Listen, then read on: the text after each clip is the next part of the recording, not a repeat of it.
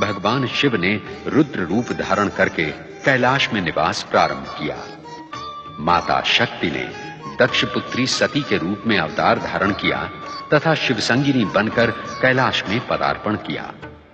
अनेक लीलाओं के उपरांत शिवसंगिनी सती की 27 बहनों का विवाह अत्रि अनसुया पुत्र चंद्र से हुआ।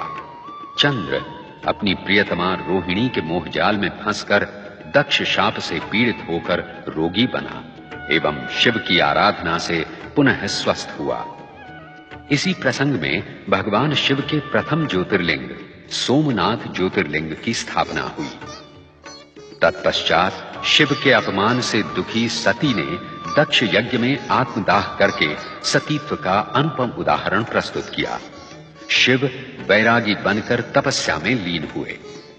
ब्राह्मण वेदव्रत तथा बालक श्रीकर की भक्ति से प्रेरित भगवान शिव ने दूषण राक्षस का संहार करके महाकालेश्वर ज्योतिर्लिंग की स्थापना की।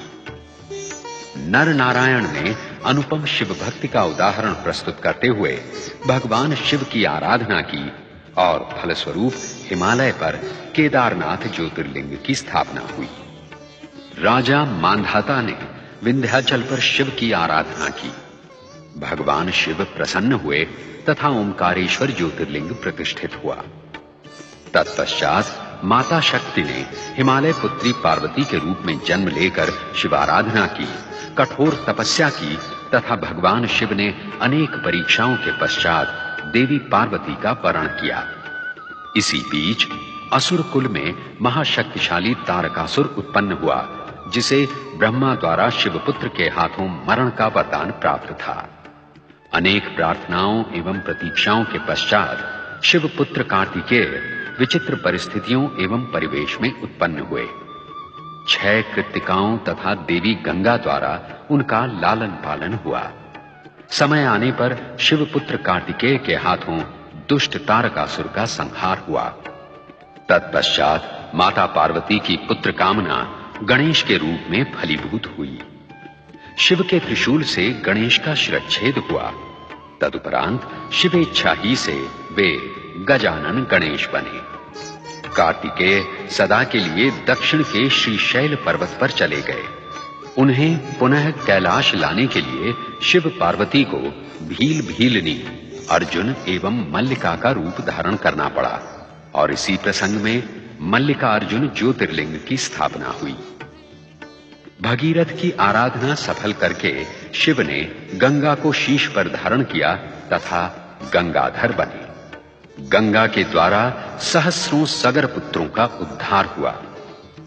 ऋषि गौतम तथा देवी अहिल्या की आराधना से प्रसन्न होकर भगवान शिव ने त्र्यंबकेश्वर ज्योतिर्लिंग की स्थापना की।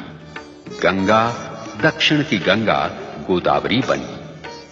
अपने प्रिय भक्त सुप्रिय का उद्धार करने हेतु दारुक राक्षस का वध करके भगवान शिव ने नागेश्वर ज्योतिर्लिंग की स्थापना की।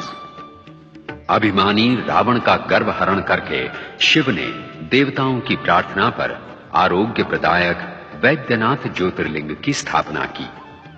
शिव ने विष्णु अवतार श्री राम को लंका विजय का आशीर्वाद प्रदान करने हेतु दक्षिणी समुद्र तट पर रामेश्वर ज्योतिर्लिंग प्रतिष्ठित किया। कुंभकर्ण कर्कटी पुत्र भीमासुर से अपने भक्त सुदक्षिण की रक्षा करके शिव ने अपनी क्रोधाग्नि से उसे भस्मीभूत किया और इस प्रकार भीमाशंकर ज्योतिर्लिंग की स्थापना हुई। और फिर अपनी आराधिका घुष्मा के दुख का अंत करके शिव ने उसके मृत पुत्र को पुनर्जीवित किया और घुष्मा की प्रार्थना पर घुष्मेश्वर ज्योतिर्लिंग प्रतिष्ठित हुआ। शिव महापुराण की महानता एवं महिमा का संपूर्ण वर्णन एवं प्रदर्शन असंभव है। हमने तो अपनी शिव भक्ति को ही इस धारावाहिक के माध्यम से शिव चरणों में समर्पित किया है। शिव महापुराण के इस अंतिम दृश्य में भगवान विष्णु के अंशावतार बाल ऋषि सनत कुमार शिव महापुराण का दार्शनिक महात्म्य उन 6 अध्येता ऋषियों के सम्मुख प्रस्तुत कर रहे हैं जो शिव दर्शन